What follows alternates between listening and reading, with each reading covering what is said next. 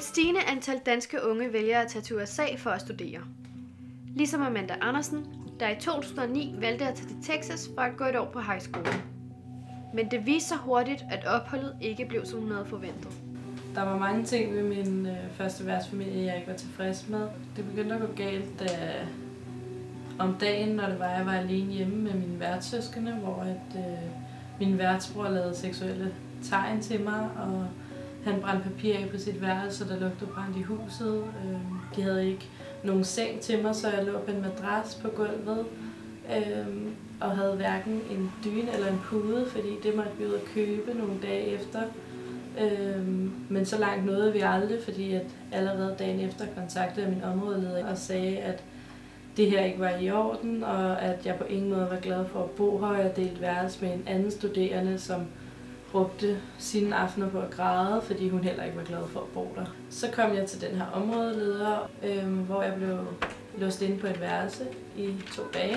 Den første dag, der kom en af hendes studerende ind, da de ikke var hjemme, forældrene, med en telefon til mig, hvor jeg ringede til min mor og fortalte, hvordan jeg havde det, og jeg var låst inde i det her værelse, og hun blev nødt til at hjælpe mig.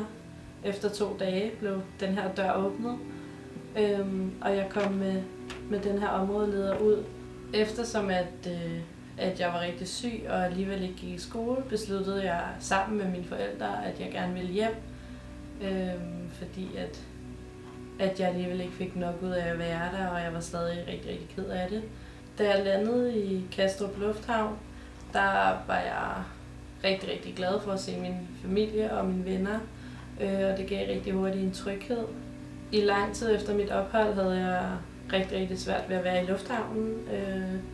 Jeg græd hver gang jeg var i lufthavnen, og i 8 måneder efter jeg kom hjem, der gik jeg til psykolog. Og det påvirkede mig selvfølgelig rigtig meget. Men i dag, der har jeg en kæreste og en datter på 1,5 år. Vi har lige købt et hus i Søborg, og ja, jeg er glad og tilfreds med mit liv.